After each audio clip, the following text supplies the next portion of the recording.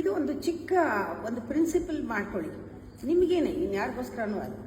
ಯಾರಾದರೂ ನಿಮಗಾಗಿ ನಿಂತರೆ ನೀವು ಅವ್ರಿಗೋಸ್ಕರ ನಿಲ್ಲಬೇಕು.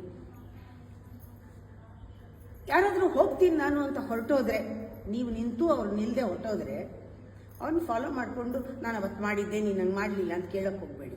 ಫಾಲೋ ಮಾಡಬೇಡಿ, ಬಿಟ್ಬಿಡಿ. ಹೇಗಿರಬೇಕು ಒಬ್ರಿಗೊಬ್ರು ಅಂದರೆ, ಇದು ಇಬ್ಬರಿಗೂ ಪ್ರಿವಿಲೇಜ್, ಇಬ್ಬರಿಗೂ ಸಿಕ್ಕಿರೋ ಸವಲತ್ತಿದು. ಇದು ಹಕ್ಕಲ್ಲ. ನಾನು ನಿನ್ನ ಮೇಲೆ ಹಕ್ಕು ಚಲಾಯಿಸಲ್ಲ, ಅವರು ನನ್ನ ಮೇಲೆ ಹಕ್ಕು ಚಲಾಯಿಸೋದು ಬೇಡ. ಇಲ್ಲಿ ಯಾರ ಅಟೆನ್ಷನ್ ಯಾರೂ ಕೇಳ್ತಾ ಇಲ್ಲ, ಯಾರನ್ನೂ ಚೇಸ್ ಮಾಡ್ಕೊಂಡು ಹೋಗ್ತಾ ಇಲ್ಲ. ನಮ್ಮ ಫೋಕಸ್ ಎಲ್ಲ ಏನು? Who matters to us, that is the focus. ಯಾರು ನಮ್ಗೆ ನಿಂತಿದ್ದಾರೆ ಅವ್ರಿಗೆ ಮಾಡೋದಷ್ಟೇ ಫೋಕಸ್, ಇನ್ನೇನಿಲ್ಲ. ಆ ಥರ ಮಾಡ್ಕೊಳ್ಳಿ, ನಿಮಗೆ ಜೀವನ ಸುಲಭ. ಇಲ್ಲದೆ ಇದ್ರೆ ಯಾರು ಮಾಡ್ತಾರೋ ಅವ್ರಿಗೆ ವ್ಯಾಲ್ಯೂ ಕೊಡಲ್ಲ ನಾವು.